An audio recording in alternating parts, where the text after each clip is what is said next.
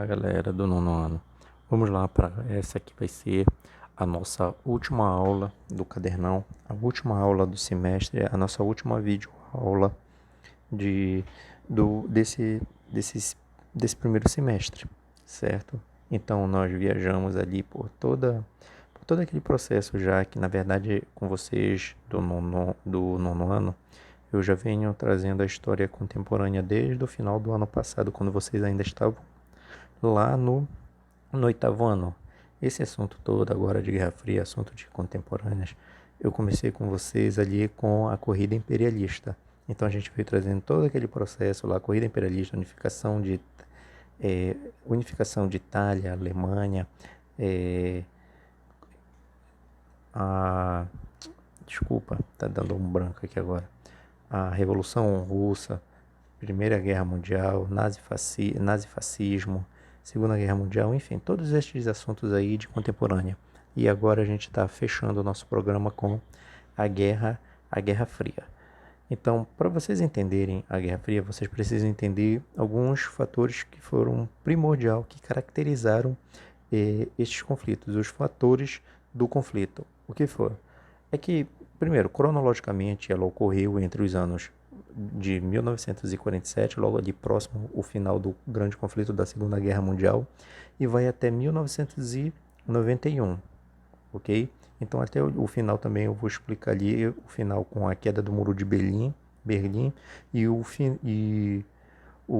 fim da União Soviética, certo?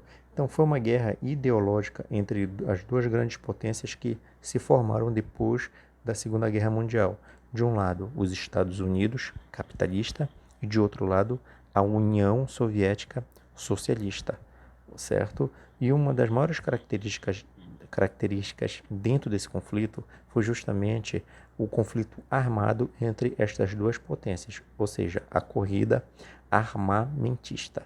Eu estou falando de corrida armamentista, de construção de arma, produção armamentista, além de uma outra que eu não coloquei aqui, porém eu vou ministrar aqui nessa videoaula, que foi a corrida espacial. É também uma grande característica da Guerra Fria. Enfim, voltando. Então eu estou falando aqui de guerra, de arma, de armamento e tudo mais. Porém, gente, muito embora tenha ocorrido toda essa corrida armamentista, toda essa produção de arma, corrida para o espaço e tudo mais, não houve conflito direto. A maior característica da Guerra Fria é que não houve guerra direta. Os dois países, Estados Unidos, capitalista, e União Soviética, socialista, eles não entraram em conflitos diretos. Uma guerra entre os dois países não ocorreu. Daí o nome do conflito, chamar-se Guerra Fria, ok? Era mais uma guerra ideológica. E como ocorreu essa guerra? Como ela se construiu? Como ela se caracterizou na prática dentro desses anos que vai de 1957 a 1991, é o que eu vou explicar agora, ok? Então, a Guerra Fria, ela começa, como eu falei para vocês, ela vai se caracterizar por uma guerra, por um conflito sem uma guerra direta, sem troca de tiros direto, sem troca de ataques diretos de mísseis, armas nucleares, enfim. Vai ser mais uma guerra ideológica entre estas duas potências. E para alguns historiadores, a Guerra Fria, ela para alguns começa logo quando termina o grande conflito da Segunda Guerra Mundial em 1945. Para outros, e aí eu confesso que eu concordo mais com estes, começa a partir de 1947, quando ocorre nos Estados Unidos a doutrina Truman.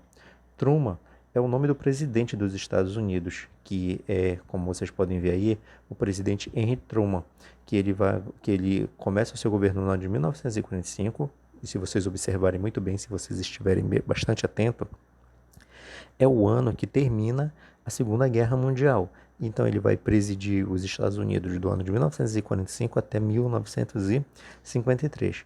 No ano de 1947, ele vai chamar, digamos, ele vai discursar no Congresso americano e vai propor o Plano Marshall, que é um plano de empréstimos que os Estados Unidos vai dar para os países da Europa, no sentido de conter, com o objetivo de conter o avanço do socialismo ali naquele continente, na figura do país que vocês já sabem muito bem, que é o avanço do socialismo com a União Soviética. Na cabeça de Truman, que presidia para um país extremamente capitalista, o fato da Segunda Guerra Mundial ter destroçado politicamente e economicamente os países da Europa, como já havia ocorrido na Primeira Guerra Mundial, ele temia, os capitalistas dali temiam que a União Soviética pudesse sondar, pudesse ganhar, digamos assim, a simpatia dos países destruídos, certo? Haja vista o fato de que a União Soviética, ela ter se tornado, depois da Segunda Guerra Mundial, uma grande potência juntamente com os Estados Unidos. Então, esse era o discurso de Henry Truman, o presidente dos Estados Unidos. Então, ele lança a ideologia de intervir na Europa e através do Plano Marshall, para quê? Para fazer empréstimos para os países. Principalmente, quem vai absorver muito desses empréstimos é principalmente Inglaterra, França e Holanda. Então, isso aí era o discurso, como eu acabei de falar para vocês, era o discurso do presidente dos Estados Unidos. Por outro lado, a União Soviética, ela se defendia que, na verdade, ela não tinha tanto a intenção de se expandir dentro da Europa, mas apenas de manter onde ela já tinha grande influência, que era onde? No leste europeu. E em contrapartida a isso, e em contrapartida ao Plano Marshall, que é um plano de investimento nos países capitalistas da Europa para enriquecer e manter os países capitalistas sob a órbita política e econômica dos Estados Unidos. Em contrapartida a tudo isso, a União Soviética, que tem o interesse apenas de manter os seus países do leste europeu sob a sua ideologia política e econômica, eles vão lançar, 2 anos depois que foi lançado o Plano Marshall, no ano de 1949, eles vão propor para os países de influência soviética o Comecon, que é o Conselho de Assistência Econômica Mútua, que é justamente, como eu acabei de falar, e está escrito aí no último tópico aí deste slide, que é para barrar o Plano Marshall no leste europeu. O objetivo era fazer com que a doutrina Truman, com o Plano Marshall, não adentrasse os países do leste europeu, onde a União Soviética exercia extrema influência política e econômica naquela região. Então, o Conselho de Assistência Econômica o Conselho de Assistência Econômica Mútua, esse ponto aí mútuo demonstra uma questão de ajuda, de os países se ajudarem de forma mútua, no sentido de que no que um precisar, o outro ir lá ajudar. Esse era o discurso na proposta do Comecon. E na realidade, senhores, não tinha ajuda nenhuma, certo? A União Soviética, ela tinha um grande poder bélico, ela tinha um grande poder militar. Ela impôs o seu poder militar ali. E a União Soviética, ela com essa força militar, ela impôs uma força ali e ela mais explorava aquela região, ela mais explorava, por exemplo, o poder energético de determinados países ali, o poder econômico, o poder do campo, poder econômico e industrial de alguns lugares dali em prol da própria União Soviética. Ela não ajudava tanto assim os outros países, ela mais explorava mesmo, certo? Então, o Comecon foi mais um discurso, que na prática não ocorreu muito não, tá certo? Então, Uma das grandes características da Guerra Fria, passada toda essa ideologia, aliás, dentro do processo da implantação daquela ideologia da doutrina Truman, a Alemanha, a Alemanha, ela vai absorver um grande empréstimo também dentro do Plano Marshall, certo? Em meio a isso, dentro de Berlim, vale lembrar que na Segunda Guerra Mundial, os aliados eles invadiram a Alemanha. Vocês devem lembrar muito bem que o exército de, o exército de Stalin, por um lado, ele invade, vai até a capital de Berlim, que vai fazer, juntamente com os outros países que estão invadindo, vão levar o suicídio de Adolf Hitler. Então eles ficam ocupando Berlim por um bom tempo. E não só Estados Unidos e União Soviética, mas Inglaterra, França, também estão ainda, digamos assim, ocupando algumas áreas dentro da Alemanha, dentro de Berlim. Então, Berlim ficou dividida entre, de um lado, os países capitalistas, capitaneado pelos Estados Unidos, tinha também, como eu acabei de falar, Inglaterra, França, ali dentro. E de outro lado, a União Soviética, ok? Então, só que a doutrina, o Plano Marshall, chega até a Alemanha. Como parte da Alemanha capitalista, agora capitalista, passa a sofrer grande influência dos Estados Unidos, do universo capitalista, muitas pessoas saíam da órbita da atmosfera socialista, de onde a União Soviética comandava, e passava para o lado capitalista. Isso ocorria muito dentro da própria capital, Berlim.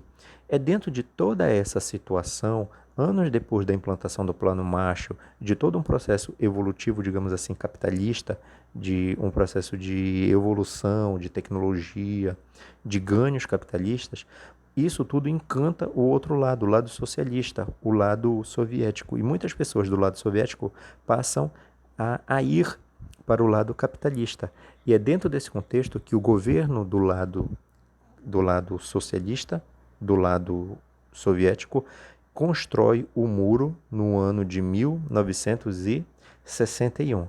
Isso aí vai se tornar um dos maiores símbolos da divisão, dessa bipolaridade entre capitalistas e socialistas. Capitalistas com os americanos e socialistas com os soviéticos. Então o Muro de Berlim vai se tornar o maior símbolo da Guerra Fria, o maior símbolo da bipolaridade. Um muro construído mesmo dentro da capital, Berlim, dentro da Alemanha. Vai ser o símbolo da divisão do mundo. De um lado vai ficar a Alemanha Ocidental e do outro lado vai ficar a Alemanha Oriental. E a gente pode observar aí, vocês podem observar aí, que primeiramente o muro foi construído com arames farpados. Isso aí não evitava muito que algumas pessoas tentassem passar, só que muitas pessoas que tentavam passar por esse muro, elas eram mortas, certo? Se vocês verem uma outra figura na outra ponta do slide, tem um soldado carregando um corpo de um homem. Essa região ficou conhecida como a Zona da Morte, porque muitas pessoas que tentavam passar por essa divisão, elas eram abatidas pelos soldados soviéticos. E como eu acabei de explicar, eram geralmente pessoas que eram do lado soviético e tentavam passar para o lado capitalista. Depois o muro foi construído em concreto e quem ficou de um lado não conseguia passar de outro. Teve pessoas que estavam no lado soviético, resolveram passar e fazer algumas atividades no lado capitalista, e depois que o muro estava erguido, essas pessoas simplesmente não conseguiram voltar para casa. Essa imagem que tem bem no centro aí, não vou dizer para vocês que é da famosa rua, não é tão famosa assim. Mas essa rua ficou bastante conhecida para nós da história e fica agora diante do conhecimento de vocês com a rua Bernet Stabé, certo? Eu não sei nem dizer para vocês se isso é uma palavra francesa ou se é uma palavra alemã mesmo, inglesa, não sei dizer para vocês. O nome da rua está aí. E essa rua ficou caracterizada dentro de todo esse processo com a construção do Muro de Berlim, pelo fato de que o muro passa bem no meio dessa rua. E algumas pessoas, como vocês podem ver aí, que tem um casal aí que subiu numa escadinha, apoiado num poste, eles estão olhando para o outro lado do muro e tentando se comunicar com os amigos que ficaram do outro lado do muro. É por essas práticas que a rua ficou bastante conhecida no universo da Guerra Fria, ali dentro da cidade de Berlim, dividida pelo Muro de Berlim, o muro, conhecido também por alguns como o Muro da Discórdia, ok? Então dentro de todo esse contexto se construiu o Muro de Berlim. A Guerra Fria, ela é muito caracterizada também. Uma das coisas que ocorreram ali foi a corrida espacial. Qual era o principal objetivo? O principal objetivo da corrida espacial era monitorar o inimigo do espaço. Isso mesmo, eles mandaram sondas, satélites, tanto um lado quanto o outro. Eles investiram muito em tecnologia. Ele teve fatos aí, teve algumas dessas expedições que eram, na realidade, projetos de alguns anos até serem efetivados com homem mandado à lua, até mesmo uma cadela, como eu vou mostrar para vocês já já. Então isso aí eram investimentos e um destes aí chegou a custar 24 bilhões de dólares para ser colocado em prática, justamente com o objetivo de quê? De monitorar o inimigo do espaço, de vigiar o inimigo do espaço e, além disso, demonstrar para o inimigo, de uma certa forma, dizer: olha, tá vendo? Eu tenho tecnologia. Com a minha tecnologia, eu posso te destruir. Então, um tentava intimidar o outro também dessa forma.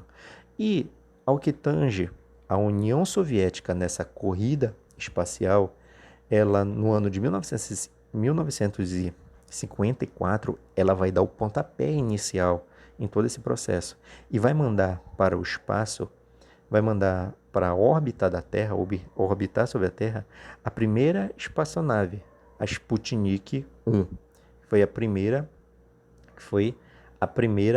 espaçonave a orbitar na Terra, a passar da atmosfera e entrar em órbita, ok? Além dessa, a Sputnik ela entrou em órbita, na órbita da Terra, no dia 22, ela passou, melhor dizendo, 22 dias na órbita da Terra, no ano de 1954. Já logo mais tarde vai ser mandada a Sputnik 2. E é no momento que vai a Sputnik 2, no evento da ida da Sputnik 2 ao espaço, vão ser feitas algumas experiências. E é nesse momento que é mandado para lá o primeiro ser vivo terrestre, ou seja, a cachorra Laika. Esse mesmo o nome da cachorra, a cachorra Laika. Ela foi mandada para lá. Só que quando a Sputnik 2 retorna à Terra, em contato com a atmosfera, a cachorrinha não aguentou as pressões e toda aquela reação em contato de volta com a atmosfera terrestre e ela vem a óbito, a bichinha, ok? Então, são algumas curiosidades de todo esse processo histórico-científico envolvendo a Guerra Fria. E ainda em relação à Sputnik, tem a Sputnik 1 que mostrei para vocês, tem a Sputnik 2. Isso aí foi um projeto, o projeto Sputnik, que levou ao espaço até a Sputnik 10, certo? E justamente com a Sputnik 10 foi mandado um outro ser vivo para lá, uma cachorra também. Só que essa cachorrinha, dessa vez, ela adentra a atmosfera, a Sputnik 10 pousa em terra e a cachorrinha sobrevive dessa vez, tá certo? A Sputnik 10 ela fez a sua última viagem no ano de 1961, em março de 1961. Então tem fim o projeto Sputnik e vai iniciar um outro projeto de uma outra espaçonave que está escrito bem aí no final do slide, mas como está em vermelho em contraste com a roupa do do, do Yuri Gagarin, que foi o que eu vou já falar dele, está escrito aí o nome da astronave, que é a Vostok 1. O projeto da Vostok 1 ele entra em vigor na União Soviética no mesmo ano de 1961, já no outro mês que tem fim o projeto da Sputnik com a última viagem da Sputnik 10, que foi em março, e a Vostok vai à órbita, já começa o seu projeto de lançamento já no mês de abril, ou seja, termina um e já começa outro. E é justamente com a Vostok número 1 que é mandado o primeiro homem ao espaço. No ano de 1961, o astronauta russo Yuri Gagarin é considerado pela história o primeiro homem a ir ao espaço. O primeiro homem, o primeiro ser humano a ir ao espaço, ele vai dentro de todo esse contexto de corrida tecnológica, de corrida espacial, dentro do processo, dentro do contexto da Guerra Fria, ok? Então, Yuri Gagarin é consagrado pela história como o primeiro ser humano a ir à história. Pelo lado dos Estados Unidos, eles que não iam ficar vendo os seus inimigos mandarem pessoas para o espaço, cadela para o espaço, ficar fazendo todos os seus eventos espaciais, eles não iam ficar vendo isso e sem reagir. E eles começam também todos os seus processos de ida ao espaço. E nessa corrida espacial americana vai ocorrer já a ida da astronave chamada Explorer, a Explorer 1, que vai entrar essa astronave, ela vai ficar consagrada na história por ela ser a primeira astronave a dar uma volta em torno da Terra, em torno da Terra, e conhecer, aliás, não é em torno da Terra, ela vai conseguir identificar que existe em torno da Terra uma radioatividade e numa certa região em torno da Terra. Essa região vai ficar conhecida como Van Allen. Eu acredito que vocês vão conseguir ler direitinho aí o que está escrito aí no nosso slide. Eu coloquei aí em letra vermelha para ficar com um certo contraste com a imagem que está aí do Neil Armstrong pisando na Lua no ano de 1969, tá certo? Espero que vocês consigam ter uma boa visão. Já no ano de 1970 vai surgir o que nós conhecemos muito hoje, o que explora muito o espaço hoje e tudo mais, que é a NASA. A NASA surge no ano de 1970 para fomentar pelos Estados Unidos cada vez mais as atividades de ida ao espaço. Já no ano de 1959 vai ocorrer mais uma ida do americano à Lua, com uma outra espaçonave. Isso aí agora é uma sonda. Essa sonda vai ser a primeira sonda da história a entrar na órbita do Sol, ok? A primeira sonda, o primeiro objeto espacial saindo da Terra ocorre no ano de 1959 e adentra a órbita solar. O homem na Lua, esse projeto do homem à Lua, ele vai começar ainda no ano de 1961, com o discurso do então presidente John Kennedy. John Kennedy, ele dá início a esse programa. Esse programa vai ser chamado Programa Apollo. Apollo é um deus grego, que era era considerado o deus das colonizações gregas. E em relação à colonização, era o objetivo dos Estados Unidos de colonizar, tanto de dominar colonizar dentro de um processo imperialista, colonizar tanto aqui na Terra quanto o espaço. Então eles dão o nome do programa de Programa Apollo, que é o deus das colonizações da mitologia grega. E no ano de 1969, com a Apollo 11, é mandado para a órbita da Lua 3 astronautas. Em meio a este, o astronauta conhecido como Neil Armstrong, que ficou considerado a ser o primeiro homem a pisar no solo da Lua. Tanto Neil Armstrong quanto os outros 2 astronautas que foram nessa expedição, digamos assim, até a Lua, eles ficaram explorando, o solo lunar por mais ou menos 2 horas. Eles trouxeram para estudos científicos algumas rochas, materiais de areia e outras coisas que eles puderam trazer, eles trouxeram para a órbita da Terra para estudos científicos. Em contrapartida, eles deixaram na Lua uma quantidade imensa, uma quantidade considerável que eu acho engraçado, impressionante, é que quando a mídia trata da ida do homem à Lua, eles mostram o grande feito da época. Era o século XX, eram coisas inovadoras. O homem pisando a Lua, o homem indo ao espaço e tudo mais, mas eles não contam que eles levaram daqui e deixaram na Lua uma quantidade imensa de lixo.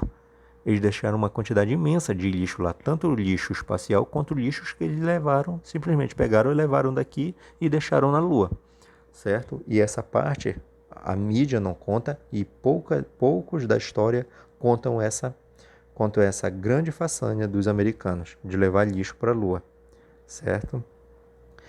Além da a corrida espacial, que, como eu falei para vocês, é um dos grandes feitos do processo da história da Guerra Fria, e diga-se de passagem, toda aquela tecnologia, todo o avanço tecnológico que nós temos hoje, se nós conseguimos assistir TVs a cabo, TV via satélite e tudo mais, toda essa tecnologia de ponta que nós temos, ela começa ali com a corrida espacial. A Guerra Fria é o início de toda essa tecnologia que nós temos hoje. Se nós temos internet, se nós temos TV a cabo, tudo isso que vocês têm é muito graças à Guerra Fria, por toda a corrida tecnológica que eu acabei de mostrar para vocês, que eu até voltei aí no slide, que ocorreu dentro do processo da Guerra Fria, tá certo? Então, toda essa tecnologia, a tecnologia que nós temos hoje, ela começa na Guerra Fria. Além da corrida espacial, outras coisas que vão ocorrer dentro da Guerra Fria são os conflitos. Mas aí vem um aluno intento, uma Patrícia da vida, um Abraão, um Ian, enfim, os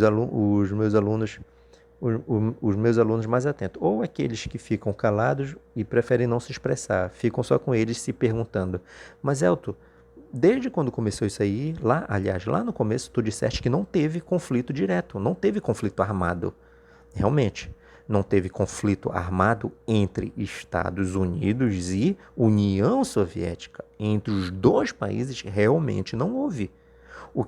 O único momento que quase houve um conflito direto, armado entre os 2, foi no conflito dos mísseis da nossa última aula em relação a Cuba. Fora isso, assim, no ano de 1962. Fora isso, aliás, incluindo isso, não houve conflito entre os 2 países.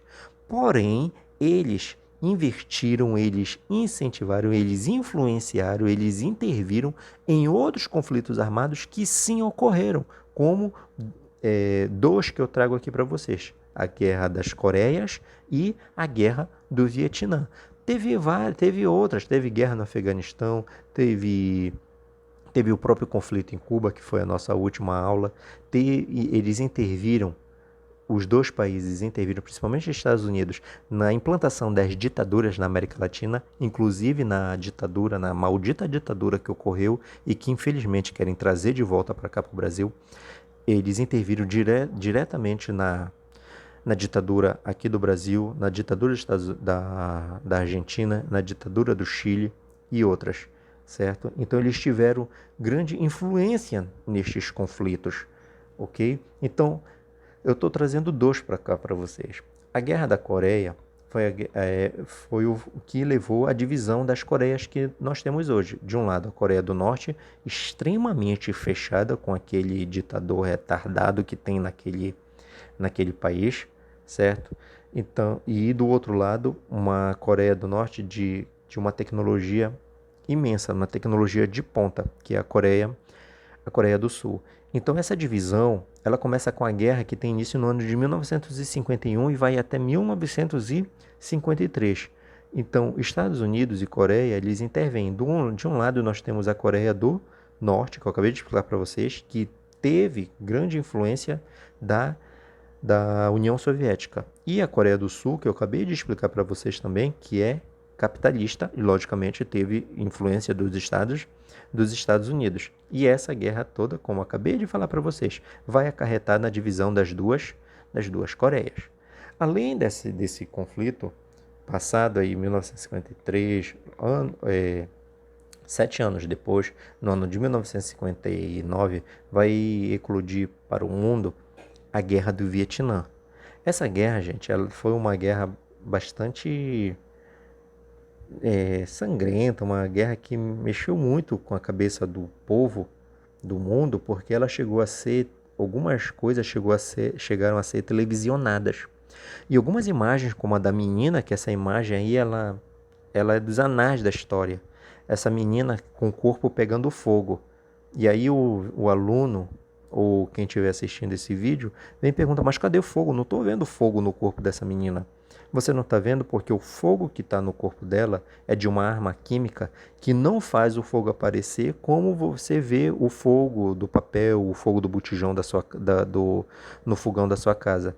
Essa arma química é chamada napalma. A napalma era uma arma química que os americanos usavam para jogar na água, e o fogo pegava até mesmo na água. E o fogo na palma dessa arma química, ele era invisível. E quando eles atacavam, para que os Vietcongues, que eram os guerrilheiros do Vietnã do Sul, eles saíssem da floresta e parassem de atacar, de atormentar os soldados americanos, que não tinham domínio de guerra de selva como os Vietcongues tinham. Então eles passavam a jogar essa arma química na palma para que eles pudessem sair das tocas, sair dos buracos, sair dos seus esconderijos na mata. Então, só que quando eles jogavam isso, eles jogavam perto de vilarejo, ou até mesmo nos vilarejos, e atacavam inocentes, como essa criança que foi acometida pelo fogo da napalma, e o corpo dela, nessa imagem, está literalmente pegando fogo. Até hoje, essa garotinha, que hoje ela é uma senhora, ela dá várias entrevistas, ela dá várias palestras pelo mundo todo. E aí ela ainda carrega, infelizmente, a cicatriz de uma guerra que só demonstra o quanto o ser humano consegue ser perverso com o próprio ser humano. Então essa imagem aí é o ataque da napalma ao Vietnã do Sul pelos americanos. Do outro lado, você vê que essa imagem é do ano de 1975, quando os americanos que perderam a guerra no Vietnã do Sul, eles saem fugidos, eles fogem, corridos de Hanoi, que é a capital, de Saigon, que é a capital do Vietnã do Sul, certo? Então eles saem fugindo, eles saem humilhados.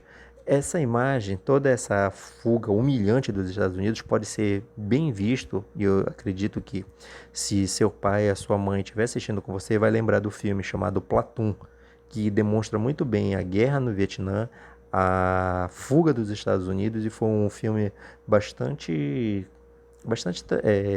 visto, é muito comentado ainda nas aulas de história, muito em relação à guerra do Vietnã, e foi feito, se eu não me engano, no final da década de 80, foi um grande sucesso na década de 90, e fica até hoje como um bom documento para nós apreciarmos a guerra do Vietnã.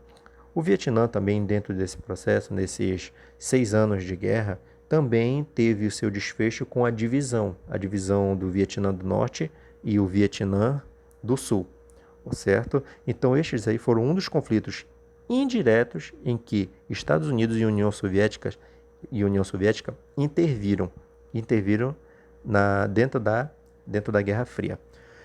E temos o fim da Guerra Fria. O fim da Guerra Fria vai acontecer por alguns fatores a partir da União Soviética. A União Soviética, ela vem se corroendo por dentro, digamos assim, economicamente, politicamente, socialmente.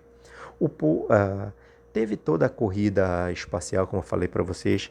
A União Soviética investiu pesado no universo armamentista, no universo bélico, sim, muito.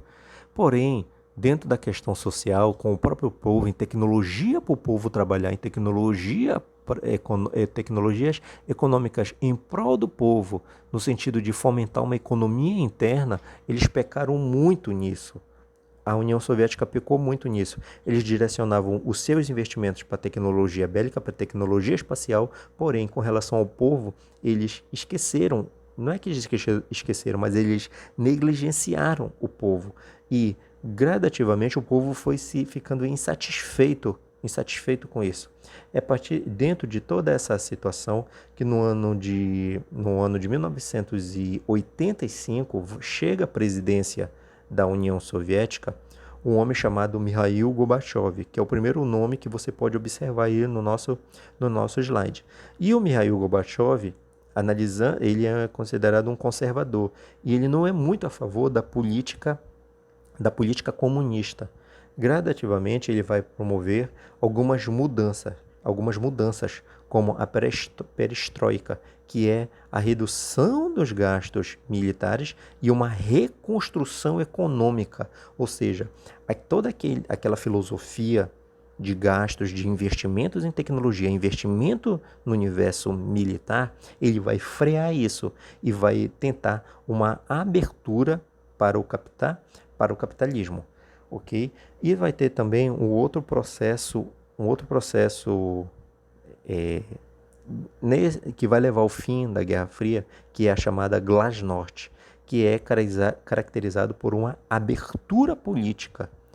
Diante destes dois projetos, que já vinha há mais de 30, 40 anos dentro da União Soviética, desde Joseph Stalin, o Partido Comunista ainda vai tentar um golpe, vai tentar tirar Mikhail Gorbachev do poder no final da década de 80, porém, o povo e os próprios militares que eram, como o próprio historiador Eric Hobsbawm, ele mostra no seu livro A Era dos Extremos, que alguns militares que estavam pelo Partido Comunista na tentativa do golpe, eles são pressionados pelos seus próprios familiares, pelas suas próprias esposas.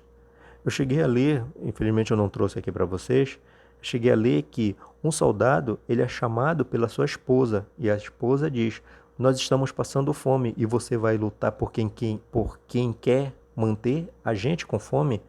E nisso o soldado ele é sensibilizado e ele, juntamente com outros grupos de militares, eles abandonam o golpe e passam a aderir à causa de Mikhail Gorbachev. E o que vai levar no ano de 1991, Mikhail Gorbachev e outros líderes a assinarem o Acordo de Minsk, que vai caracterizar o fim da União Soviética e vai trazer de volta a Rússia. Além disso, antes do ano de 1991, o que vai caracterizar também o fim da Guerra Fria, o que é um símbolo, que sempre foi um símbolo da Guerra Fria, vai ser também caracterizado como o fim da Guerra Fria, que é a queda do muro de Berlim. Então a gente vê aí na imagem, esse homem de paletó é o presidente Mikhail Gorbachev, que promoveu a abertura política, que promoveu a transformação política e levou ao fim da União Soviética naquele país. Ele levou o fim do comunismo aquele país, fazendo com que agora a Rússia tivesse uma aproximação com o universo capitalista. A União Soviética acabou.